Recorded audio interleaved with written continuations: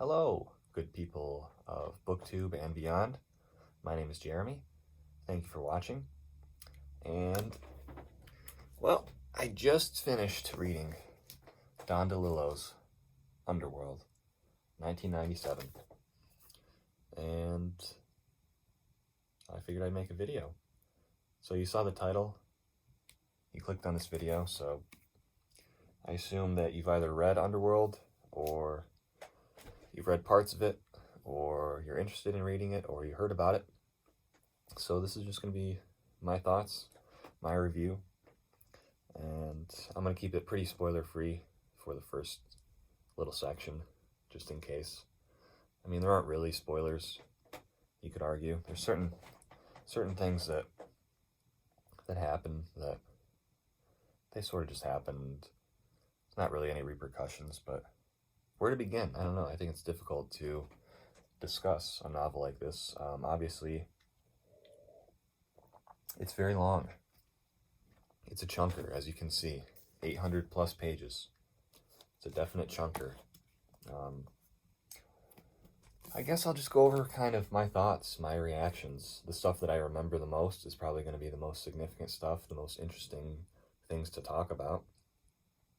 And I guess we'll start there with my background a little bit. I've never read Don Delillo before. It's kind of just a name that I've heard. I've heard Underworld kind of mentioned as his masterwork. So I really went into it blind without any background. I didn't know anything about the novel other than that it's been praised critically by critics like Harold Bloom. And I take Bloom's opinion pretty seriously, so especially when it comes to, great works, especially of American literature. I'm a big fan of Cormac McCarthy. Blood Meridian is a fantastic novel, and don't really know anything about Delillo, never read him before, kind of went into this novel blind, and I think that was a really good approach because it can be intimidating when you're reading a big chunker, big fat novel. That's the BookTube terminology, a chunker, I believe. And especially something that's gotten a lot of praise, talked about a lot. I think going into it blind is very, it worked for me because I kind of just treated it as any other book, just happened to be 800 plus pages. And yeah, I wasn't really intimidated at all. I kind of just picked it up and just decided to start reading.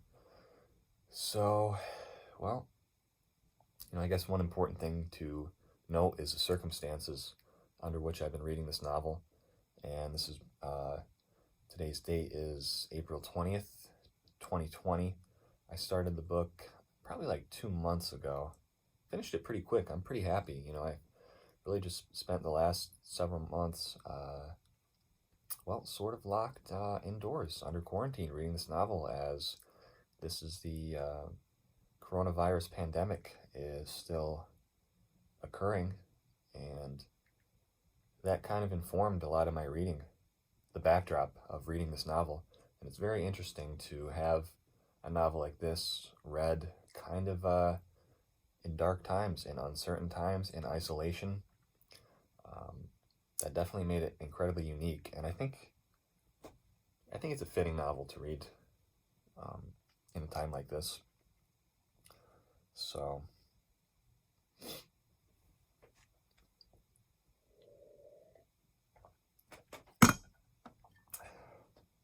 yeah, I've really been intimate with this novel, spent a lot of time reading it, and overall, I liked it. I liked it overall. Not absolutely amazed. I don't think it's perfect. I don't think it's amazing, the best novel I've read or anything like that. I think there were aspects that I liked and there were aspects that I didn't like, so I guess I'll get into that eventually at some point. But I want to talk about the characters too, because there's a lot of very interesting characters that are very memorable, and just the way everything kind of ties together or doesn't. But I guess I'll talk about the style a little bit. Stylistically, the thing about this novel is that it is very consistent stylistically. He pretty much uses the same style of prose throughout the entire novel. And to describe it a little bit, definitely very modern, kind of postmodern. The tone, kind of this ambivalence throughout. Definitely a lot of There's a lot of mystery, especially with the Cold War things that are happening with nuclear weapons,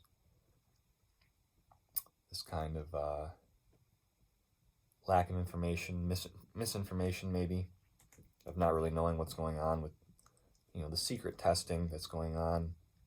And so it's a very historical novel, subject-wise. A lot of historical events, a lot of historical characters as well, which is very interesting. And definitely a distinctly American work.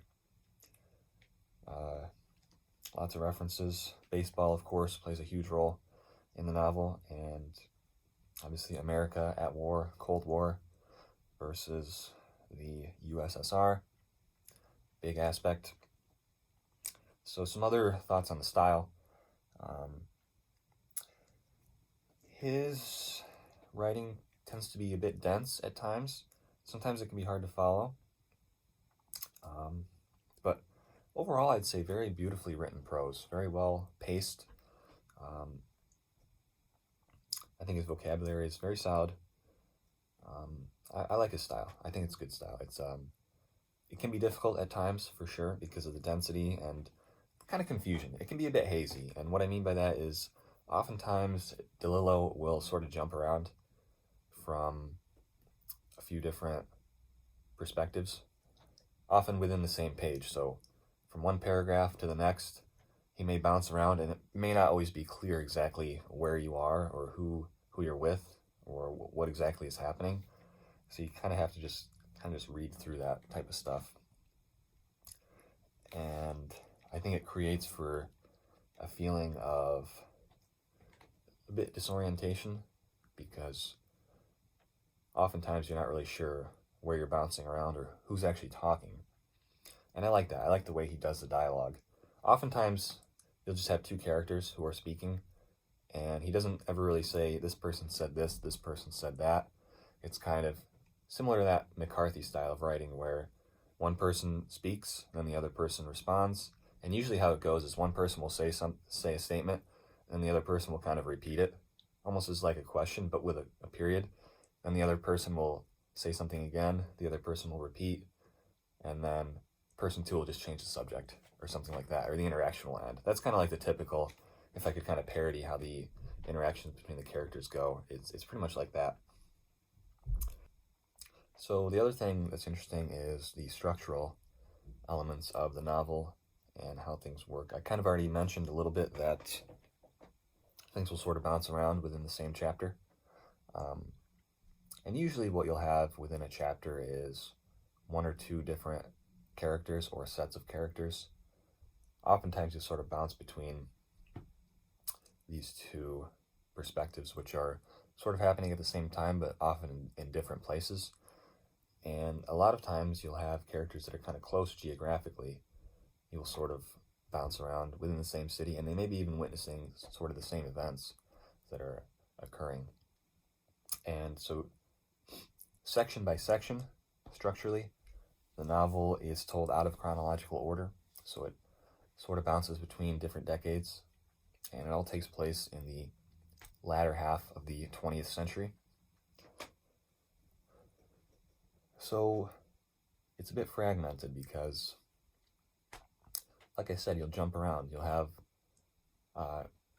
some story told about a character when they're an adult, and then you may not hear about that character in a long time, for a long time, and then later in the novel you will have a whole section where this character is a young child, and so that can be a bit confusing, a bit hard to follow, because characters will kind of be introduced and then they'll sort of drop off. But as you progress through the novel, you start to notice that characters start to pop back up, and eventually what you start to realize is that everything is really connected in a certain way. It's sort of like a web of different characters who kind of weave in and out and play different roles in each other's lives, and sometimes the role they play is very minimal and almost insignificant. Like they kind of just pop up just to, say hello, or push a button on somebody, or kind of in the background.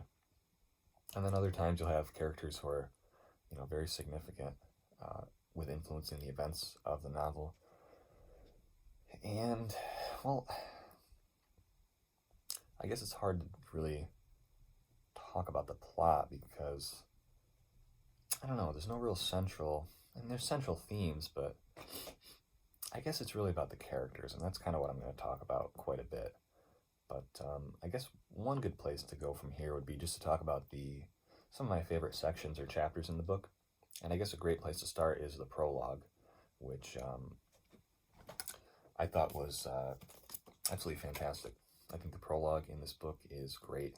I probably could not run out of positive things to say about the prologue and how much I enjoyed it. And I think it's a great introduction to his style and the novel.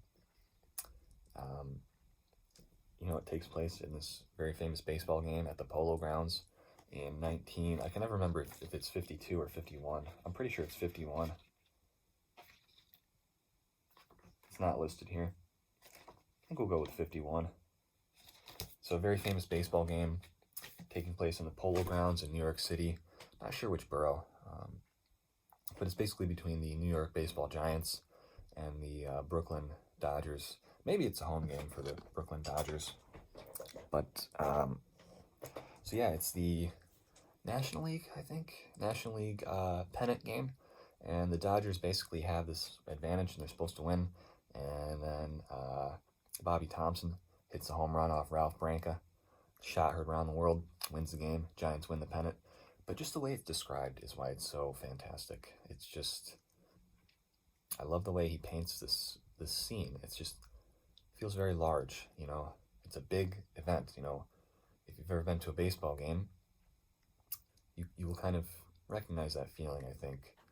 But it's more than just that. It's more than just about the game. It's just this kind of nexus where so many different things are happening in so many different places.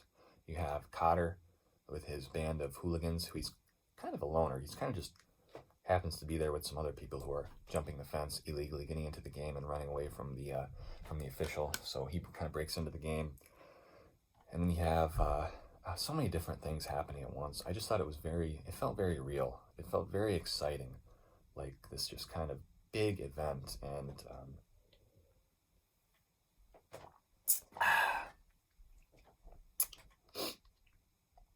And you have, it's something that connects a lot of people, like a whole society, really, when you think about it. Because not just within the Polo Grounds, but this was one of the first baseball games that was broadcast nationally, I think, through television and through radio. So it's just very cool to see it described how there are people who are smuggling radios into board meeting rooms to listen to the game because it's an afternoon game. And you have people with radios in barbershops, people on roofs listening to their radios, people in taxi cabs with their radios listening to the game. It just creates a very, very nice introduction to the universe of the novel where it all feels, it's tough to describe. It's just really, really well done. I think he really, and it's kind of a long chapter, it's 50 plus pages, and he kind of maintains this level of excitement throughout as things kind of build, and the game gets deeper into the innings. You have the 7th inning stretch, this interlude, and then of course we have some interesting characters, J. Edgar Hoover, and a couple other historical celebrities. I think it's Sinatra or something, and then some other guy, and of course, there's just this great deal of excitement. The shot heard around the world, and the baseball is kind of a big aspect driving the rest of the novel.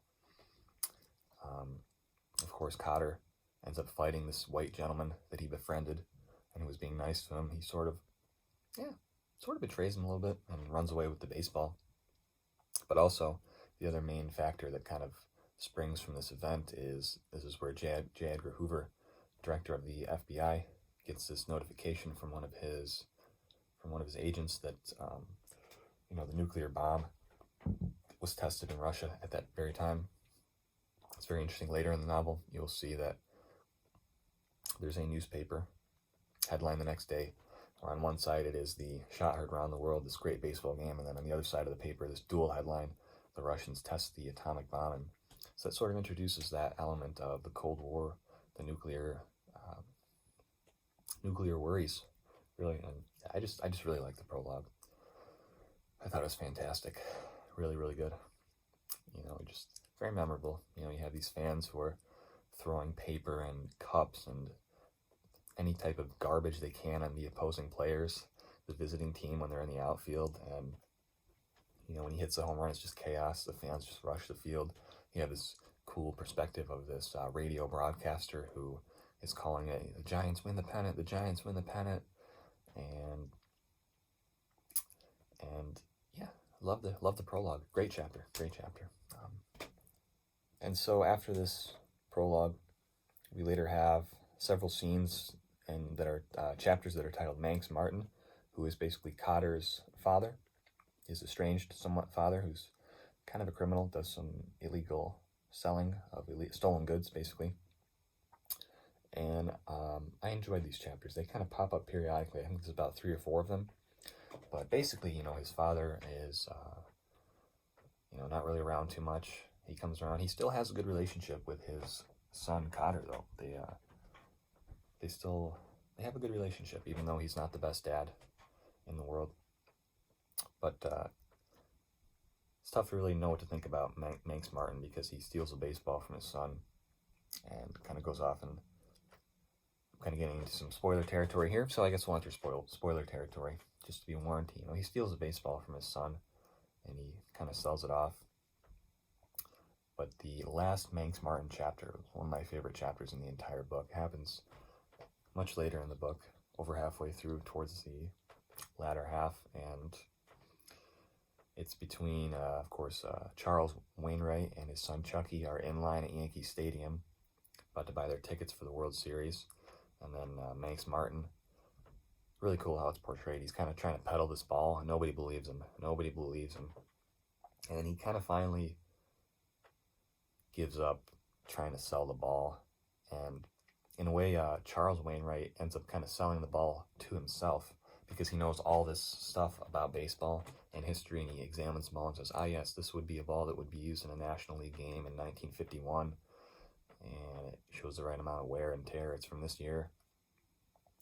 So Cotter Manx Martin sort of drops the whole salesmanship aspect and basically just kind of reveals that he doesn't really know what he's talking about. But Charles Wainwright ends up believing him, and of course he sells the ball to him for something like way undervalued, $36-38 or something like that. And it's kind of tragic because, his son Cotter really had this great adventure. I mean, what a great story to tell, to sneak into this game illegally, skipping school during the day, to sit in the stands, to fight like 3 or 4 other people for the ball, and then run away and then be chased by this white guy trying to get the ball back, and then to make it back with the ball, and then, of course his father takes it from him, and then sells it. It's just, man, it sucks.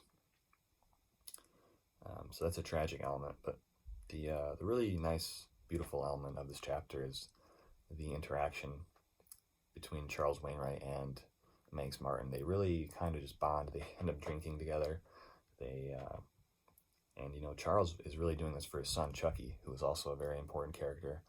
He's just a little kid. He really doesn't care. He's just wrapped up in his little blanket in his sleeping bag, and he really doesn't care about the ball. But Charles is really trying to fabricate like a memory. Like, I bought this ball. This is great. And one tragic element is that he spends his money that he was going to spend on the tickets to the baseball game on the baseball. So he buys the ball instead of going to the World Series game. But once again, his son doesn't really seem to care.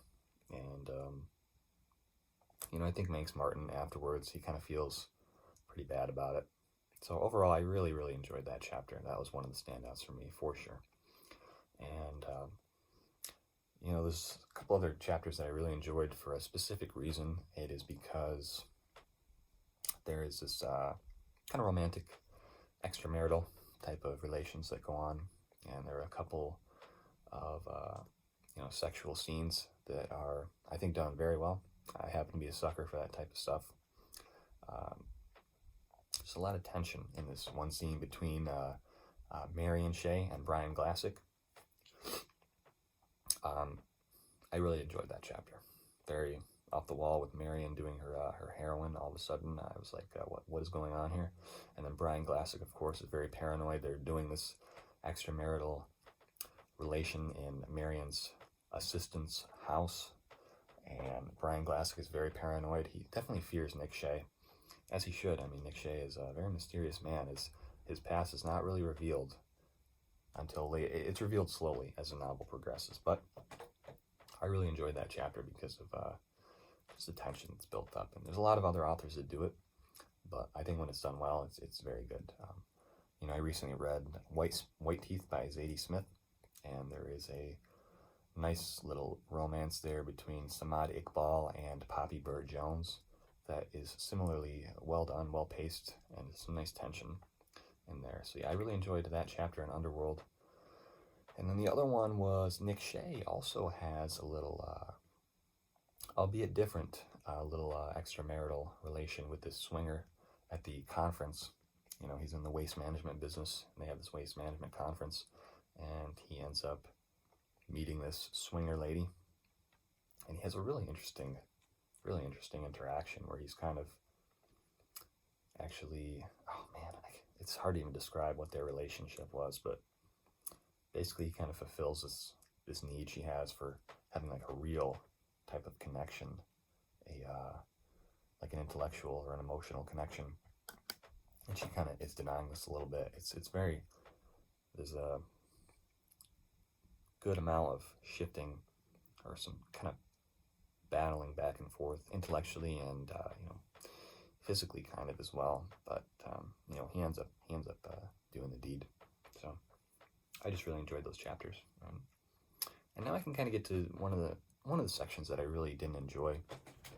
It was the section with Sister Edgar and her fellow nun Gracie.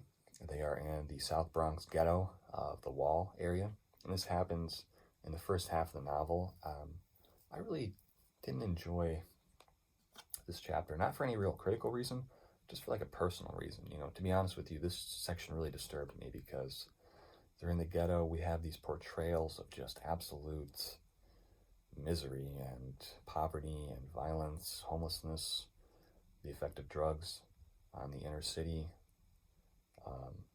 There's so much violence, and it was very, very dark, and there's really no ray of sunlight at all. Sister Edgar, despite being a very passionate, a very devout nun, there's really no hope. I mean, I get that they're doing a good job, they're doing the best they can to help these people, but it's just so sad. It's just such a sad section, really, with the children who die in the ghetto and the spray paint going up on the wall to memorialize them. Some really, really gruesome depictions of just bodily, grotesque violence that really disturbed me. So I almost stopped reading at that point. In fact, I had to take a break for a few days because this kind of coincided, I believe this was in mid-March when I was reading this, and this kind of coincided when, at least for me, the fear of the coronavirus pandemic was kind of at its peak, because this was kind of when it was announced as a pandemic. The fear kind of really started to get bad, like on the news, if you were watching the news. So that kind of coincided with reading this chapter, and I was really disturbed.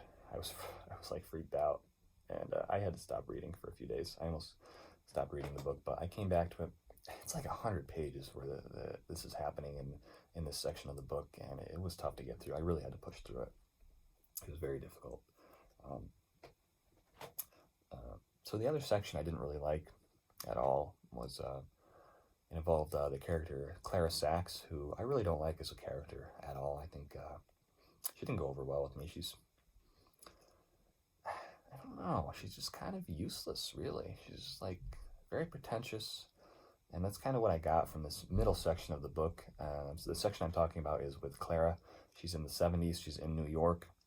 She is kind of at this point in her art career where she's like not really making art anymore, so she's kind of just aimlessly just like standing on rooftops with drinks and like looking at distant buildings being built and sunsets. And there's a whole bunch of pretentious, forgetful characters around here who are in the art scene in New York City, basically a bunch of art hoes. And I just thought this was terribly pretentious. It was insufferable. Is again about 100 pages or so or more, with her exploits. She's just wandering around New York City talking to these people who are just so uninteresting, and they have the most pretentious things in the world to say. And I just was not interested at all. I don't think Clara Sachs is a relevant character in the story, really. I mean, what does she actually do? Not much. Just makes it's very interesting, the chapter following the prologue, where we find her big art project in the desert with painting these B-52s. That's very cool. And I will say the conversation she has with Nick Shea when he kind of finds her, that is I thought she was a strong character at that point. I think that's a very interesting dialogue that they have, partly because there's so much mystery that we don't know yet, because we haven't gotten to the latter sections of the book. We don't really know too much about Nick's background or her background. They allude to something that happened between them, and we're not really sure what it is. I kind of thought that there was a pregnancy that happened, but that didn't end up being the case. That chapter was really good. I think Clara was good in that chapter, but in the midsection, this 1970s New York art scene, very pretentious, Just reminded me of, like, Andy Warhol, who I'm not a fan of. Now, he did do a fantastic job managing and kind of directing the Velvet Underground, one of my favorite rock groups, so I like Warhol for that, but this whole section was just very Warhol-y and pretentious. However, there are a couple of interesting sections that happened during this point. One was when Clara goes to this apartment where it's basically a private little independent art exhibit, and there are like hundreds of TVs scattered throughout these different rooms, and they're all playing the Zapruder film, which of course is the JFK assassination film, on a whole bunch of different TVs of varying sizes, and the video is being played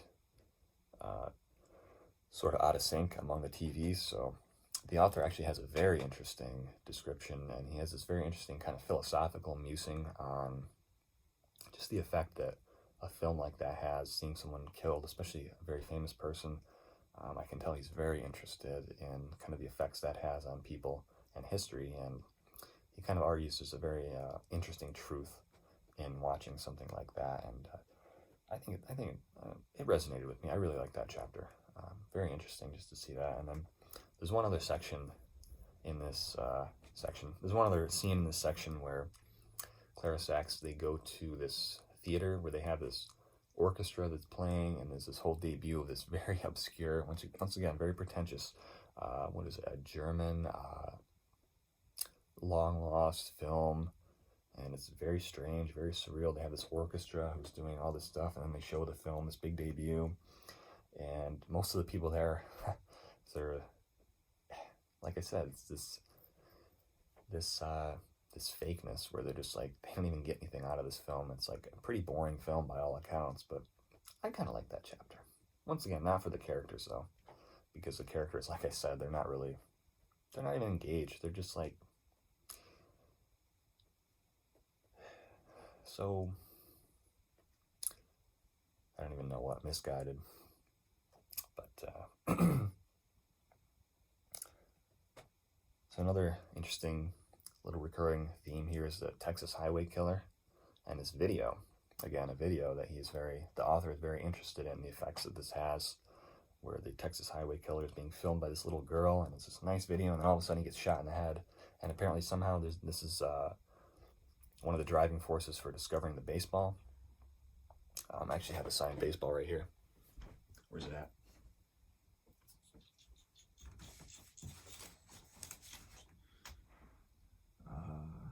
Okay, I can't find it.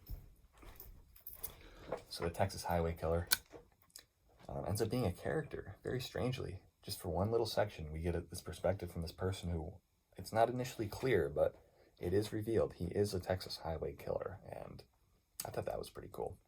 But he never really gets revisited again. He gets mentioned a little bit later, but never really talked about again. Who else do we have here? And we have the Shea family, Nick Shea and Matt Shea. Great characters. Nick is kind of one of the central characters, although we don't see him for a while after that first section after the prologue. We don't really see him for a while, but he kind of pops in here and there, and then of course his brother Matt Shea. I think very, very solid characters. We have Rosemary Shea, who's also a character, their mom, and of course, their father, Jimmy Costanza, which is interesting that he has that name and not Shea, which, and there is something that is mentioned very early on about Nick Shea and his family living in Phoenix, Arizona, where they kind of relocated into like some witness protection or something, and it's not really clear why his name is Costanza, and then the family name of the rest of his kin is Shea. But Jimmy is a very interesting character. We don't really ever see him, and we don't really ever hear his words. It's just kind of other characters giving their secondhand accounts of him. And it's very interesting because there's a lot of varying accounts of who he was, and of course, how he disappeared and died. And I think the truth is kind of somewhere in between these descriptions. On the one hand, he's described as this almost kind of like very powerful bookkeeper who can just memorize these people's bets, like photographically. And then we have other accounts where, especially from this mafia guy, Bottolato, Jimmy's kind of just a low-level guy. He just does some low-level bets. And he is revealed, Jimmy is, to have all kinds of notes written down in his pockets. So he doesn't actually memorize all these bets. He actually writes them down and keeps a very rigorous notation organization of these notes. And then, of course, his disappearance. We have a very pivotal scene late in the novel where Mario Bottolato, the mobster, is talking to Nick Shea in the pool room or the bar. And he says to him, "Hey, if something happened to your father, I would have known about it." And Nick Shea, he appreciates that, but he doesn't really believe it. So, it's not actually really clear what happened to Jimmy, but, some believe he's still alive out there, some believe he died. And I think one of the main conflicts between Matt and his brother Nick is that they both have different accounts of who their father was and how he disappeared. And that kind of creates this tension between them and their mother.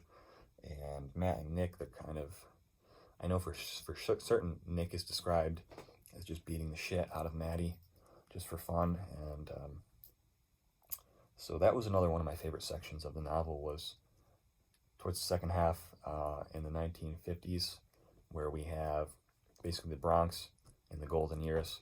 We have this nice Italian neighborhood, Albert Bronzini, one of the main characters there. Of course, he's married to Clara Sachs at this time, and we later find that Clara leaves him. And before that, Bronzini's sister is the one who ends up helping him out after that, because Bronzini is very devastated when Clara leaves him. But Bronzini, of course, is this teacher who's also Matt's master, his chess master, his instructor.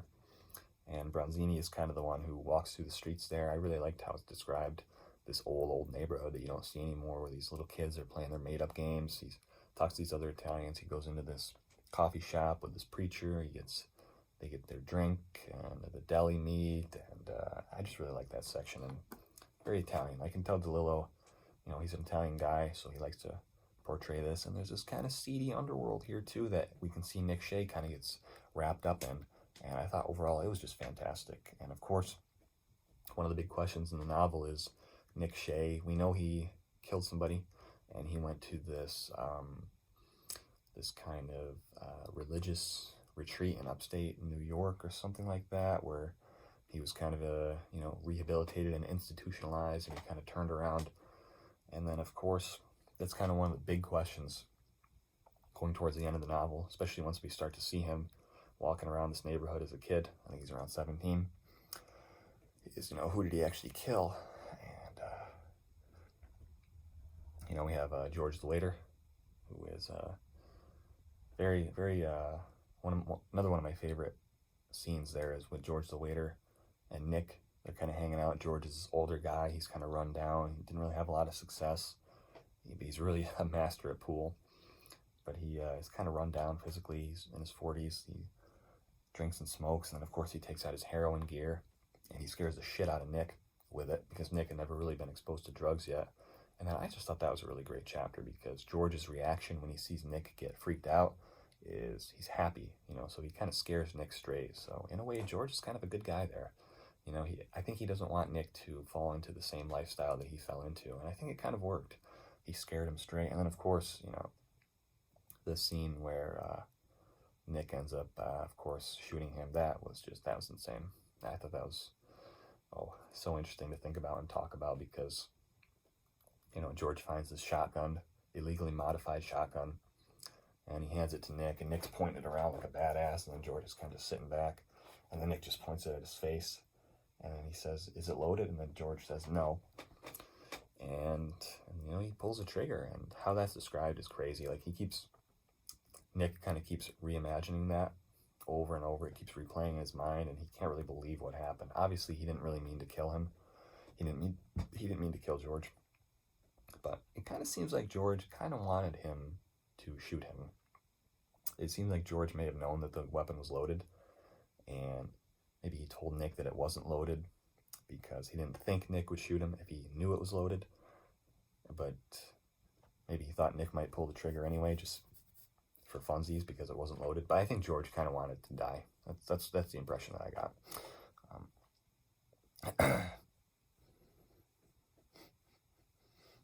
So that kind of wraps up that whole section. Of course, we have many, many other characters who are involved in the search and the transfer of this baseball. And the thing about the baseball is that it's kind of one of the links that connects a lot of these characters and one of the driving forces of the narrative. I actually don't feel like the baseball is all that important. At least I haven't really spent too much time really analyzing and thinking about, okay, it went from here to there to here to there. I don't really think that's the point.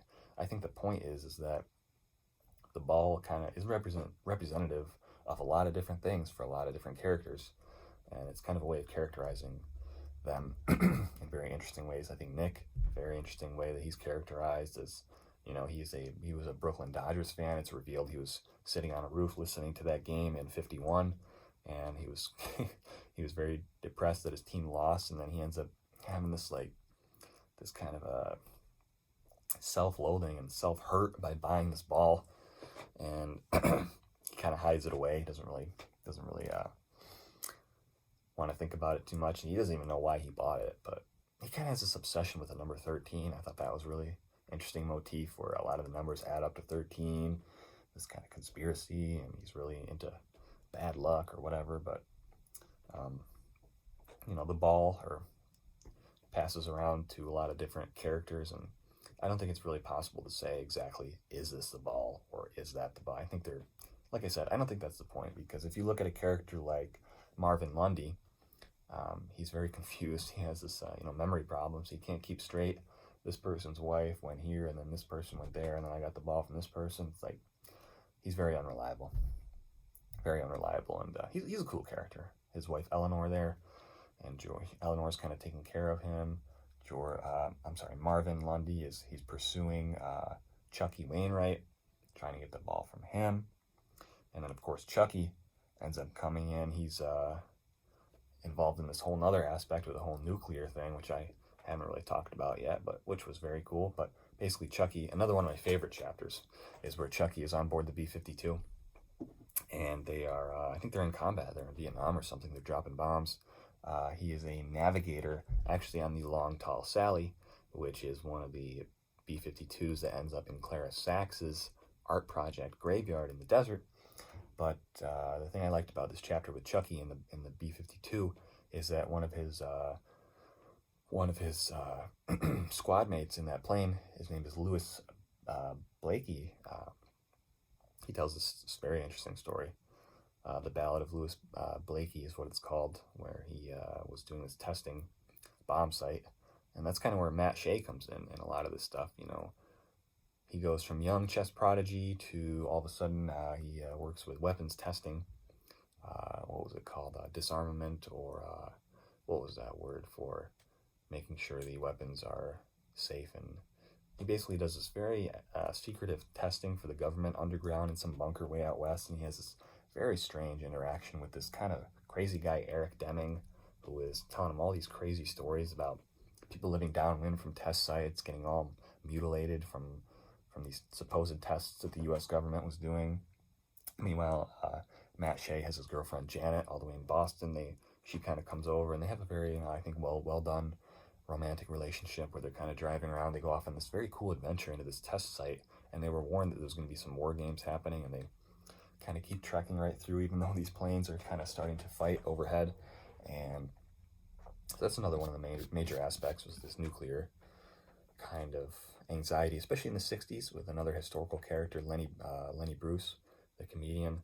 You know, he has this "we're all gonna die" type of spiel that he does for various places, and there's all kinds of paranoia and conspiracy, and you know, that was the closest that the world came to seeing nuclear war at that time, was of course the Cuban Missile Crisis. So tensions were very high, and the Lenny Bruce scenes, yeah, they're okay, and he's not really too.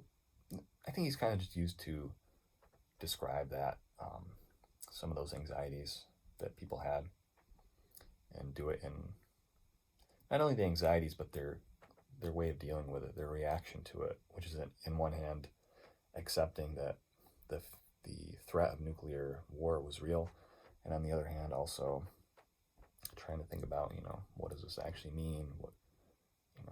What are we supposed to do? There's nothing we can do. You know, do we trust the government? Stuff like that. But Lenny Bruce doesn't end up being really a direct interaction with any other characters. And the other historical character, J. Edgar Hoover, pops up once again in another one of my favorite chapters. It's the chapter where J. Edgar Hoover is with his associate, his right-hand man, Clyde Tolson, a.k.a. Junior.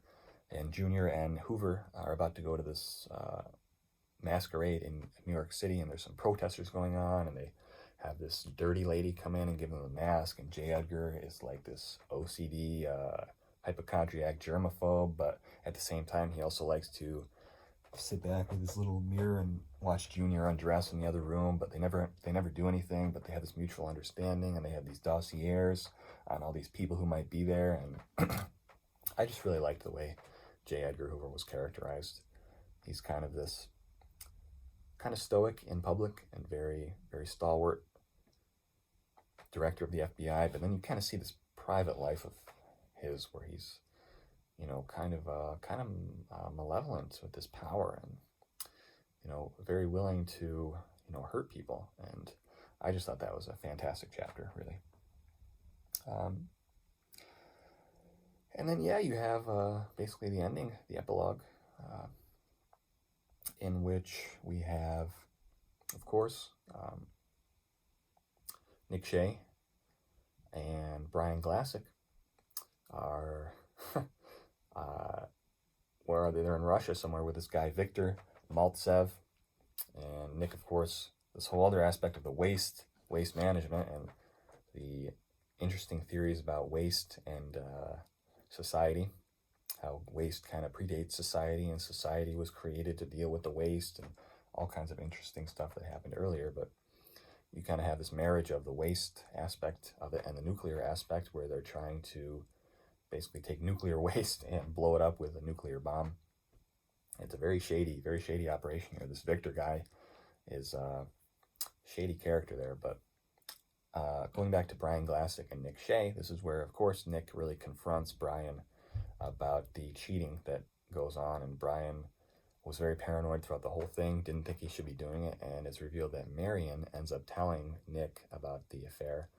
And so Nick kind of seizes this opportunity where they're in a foreign land, they're sleep deprived, drunk, they're on a loud plane, and later, you know, he ends up confronting Brian about this, and you know, he beats the shit out of him, and then they kind of just walk back into this party, basically, where these executives are about to watch this nuclear bomb go off underneath, but it's just a kind of a anticlimactic little thud.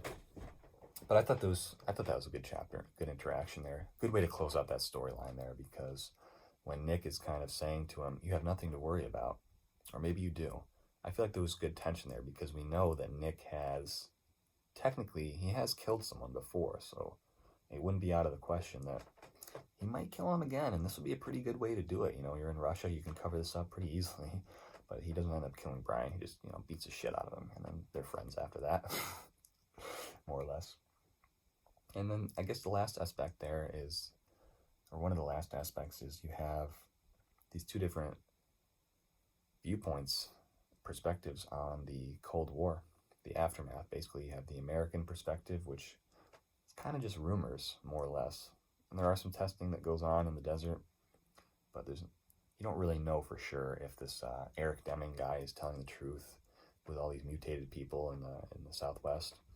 But this Victor guy, the Russian perspective, he kind of reveals that, yeah, he takes them to this this hospital where people are being treated for all these grotesque mutations, and you kind of get evidence that, you know, people living downwind of this test site in Russia were really messed up and covered up as well. This was kind of covered up.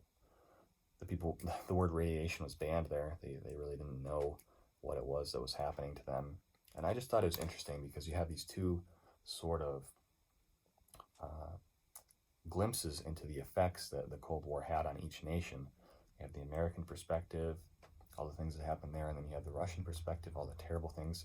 So I think that this Cold War is kind of portrayed as having had an impact internally on each nation. It wasn't just these two nations fighting each other. There was also this internal fallout, really, and I think that's the whole point of the nuclear issue, is that it's really uncontrollable and can really wreak havoc on more than the intended target through testing and just the instability of it.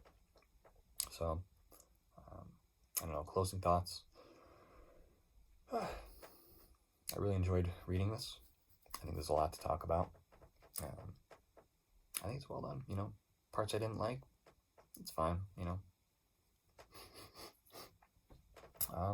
And the novel kind of closes with, you go to Sister Edgar, back to her, with, you know, Esmeralda, this girl that they were pursuing.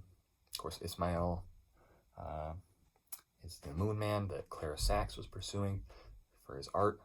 And he's kind of this guy now who may or may not have AIDS. And Sister Edgar, you know, she passes away. Esmeralda, tragically raped and thrown off a building. So, closing thoughts on Underworld. I really enjoyed the novel. I'm very, very happy that I was able to read it. So let me know what you think. Start a discussion in the comments. I'd love to hear any responses, any ideas I may have brought out that you might have now. So yeah, let me know in the comments, and let's have a little discussion. Don Delillo's Underworld, my review. Thanks for watching.